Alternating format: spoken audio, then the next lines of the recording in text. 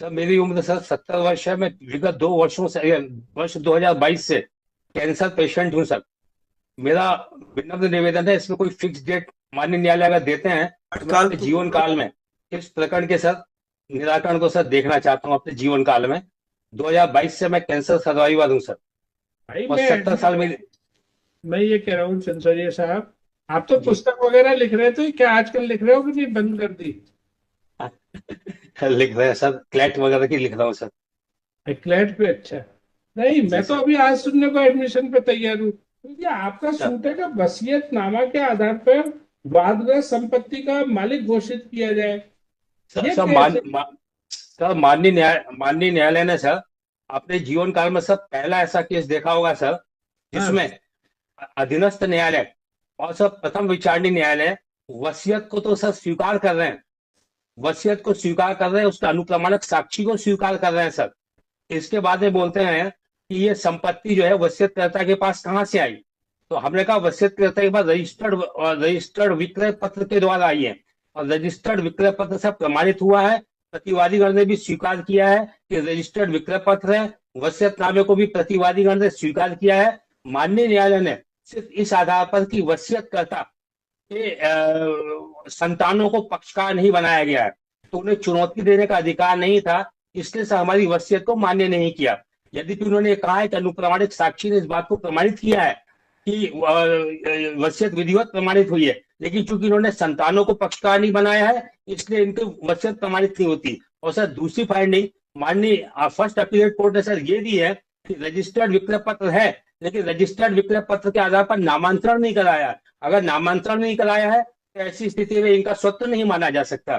Sir ये दो finding माननीय न्यायालय देख रहे हैं सर। और सर हमारे रजिस्टर्ड विक्रय पत्र को, हमारे वसीयतनामे को सामने वाला स्वीकार कर रहा है। हमारा रजिस्टर्ड विक्रय पत्र को सब रजिस्ट्रार स्वीकार कर रहा है कि हाँ हमारे इस तरीके से हुआ है। हमारा रजिस्टर्ड विक्रय पत्र स्वअर्जित संपत्ति के संबंध में मेरे ससुर ने मेरे पक्ष में सर वसीयतनामा एक छोटे से प्लॉट के लिए किया है सर। एक अधीनस्थ न्यायालय सर वसीयतनामा के संबंध में मानता है क्या इन्होंने अनुप्रमाणक साक्षी का कथन कराया है, लेकिन इसके बाद भी यार ये बोलते हैं सर कि प्रदेश P1 रजिस्टर्ड विक्रय पत्र साक्ष्य में कराया है लेकिन नामांतरण नहीं कराया है, इसलिए इनके पक्ष में वो दिया। और सर आदेशात्मक निषेधाज्ञा का दावा मैंने सर इसलिए पेश किया है कि मेरी वसीयत के आधार पर सर अपर एडिशनल कमिश्नर भोपाल ने सर तहसीलदार को आदेशित किया है कि आप वसीयतनामे के आधार पर वादी अपीलाती बालकृष्ण चंसूरिया का नाम नामांतरित करें।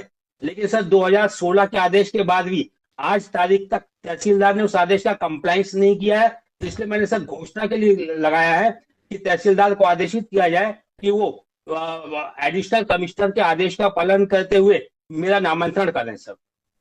और ये सर वो थोड़ी ये बहुत चूक हो ये भी ये सकती भी है लिख लो, आज आपका होमवर्क की लिस्ट बहुत लंबी है। कि सर। क्या किसी दावे में केवल जी गवर्नमेंट के खिलाफ ये सूट लाया जा सकता है कि वसीयत के आधार पे उनको मालिक, क्योंकि अल्टीमेटली जब तक सोर्स कहाँ से इनका टाइटल, जैसे किसी ने आज से 50 साल पहले किसी ने एक सेल डीड करा दी, एक आदमी खड़े होकर किसी को सेल डीड करा देता है कि मैं फलानी संपत्ति तुमको बेच रहा हूँ, उसने दूसरे को बेची, तीसरे को बेची, ओरिजिनल वो किसकी थी ये सिद्ध होना चाहिए।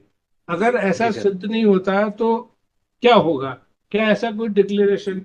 ये भारतीय सर उत्तराधिकार अधिनियम मैं इसमें सर चंसौरिया सर साहब, चंसौरिया सर साहब, मैंने सर मैंने होशंगाबाद में मैंने तो सर खैर एनके शुक्ला साहब के पास ट्रेनिंग दी थी, राजेश श्रीवास्तव साहब आपके पास थे।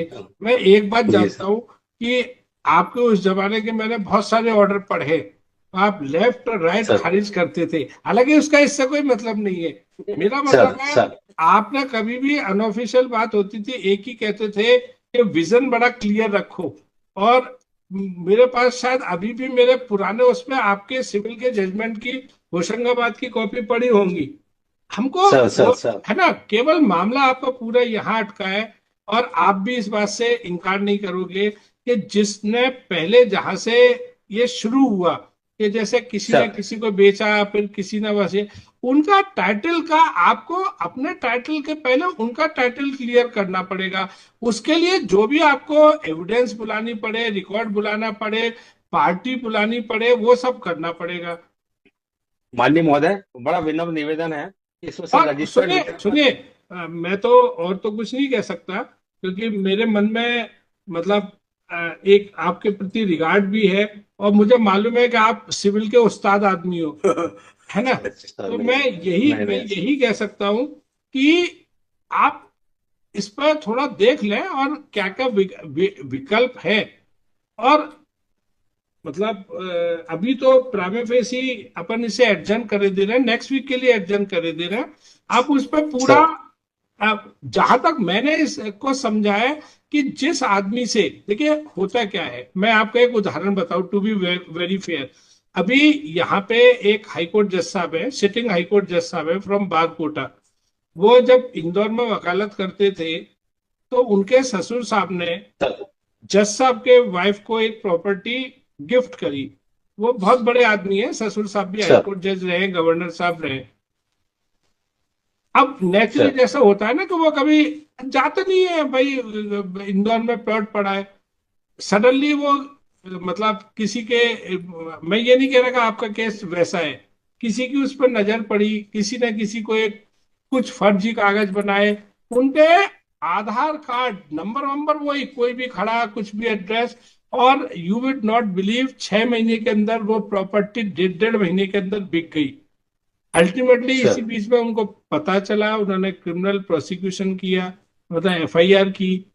फिर जब वो बेल के लिए एंटीसिपेटरी बेल किया, मेरा लगा साहब आए उसमें ऑब्जेक्शन करने। तो मैं तो ये नहीं कह रहा, मैं ये मान रहा हूं कि आपने कुछ गलत नहीं किया, लेकिन आप प्लीज एक्सेप्ट ये करके इस एंगल से भी देखिए कि किसी ने आपको, या जिससे जिसने आपके पक्ष में वसीयत, वो तो किसी धोखे के शिकार नहीं हुए, ये प्लीज एग्जामिन कर लें। सर एक निवेदन सर।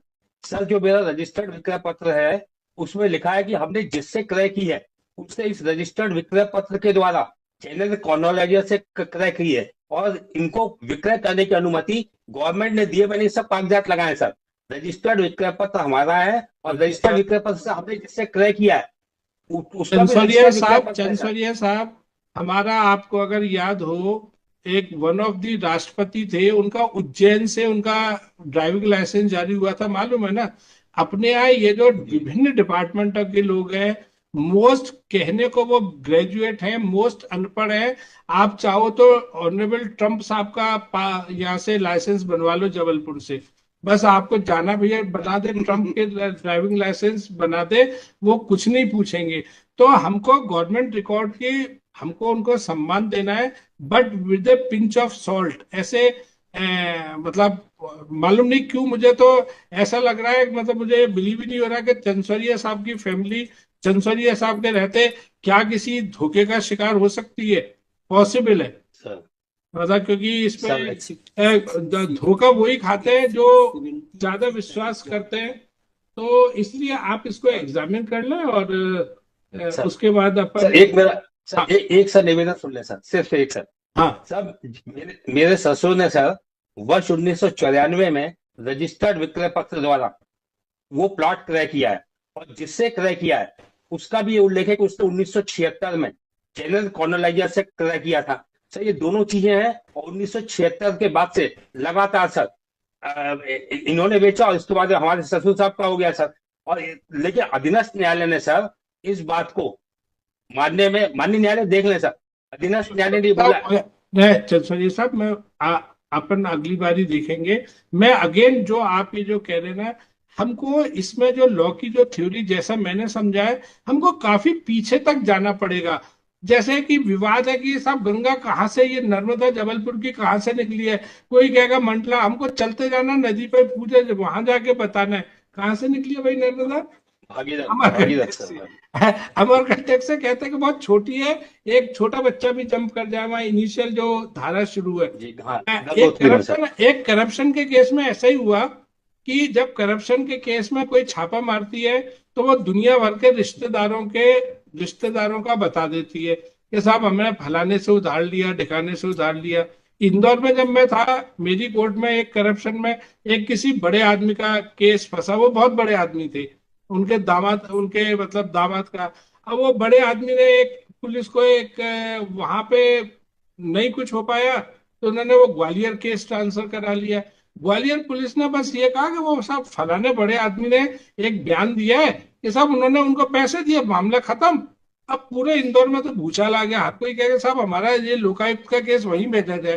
केवल मध्य प्रदेश में लोकायुक्त पुलिस ग्वालियर ही सही दृष्टिकोण रखती है, और इंदौर पुलिस की तो दृष्टि दृष्टि में दोष है। तो मेरा मतलब है, अगर नॉर्मल कोई होता तो वो जिसने दिया उससे पूछते कि भाई तुम अगर बता रहे हो कि तुमने 20 लाख रुपए ट्रांसफर किए, तो तुम तो बताओ कि तुम्हारे अकाउंट में 20 लाख रुपए है कि नहीं, कैश है कहाँ से है, तुम्हारे पास कहाँ से आया। तो बस ये बात है, बाकी सर आई एम श्योर कि आपने अपना केस हर दृष्टि से देखा होगा, लेकिन कितना सर पीछे जाना है ये शायद आपने नहीं देखा होगा।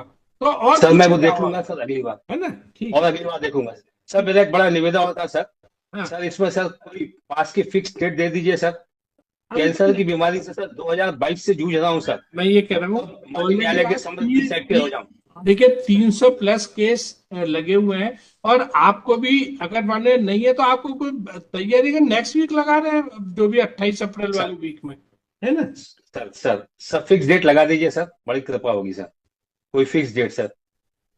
तो आप फिर सर तैयार नहीं हो पाओगे फिर।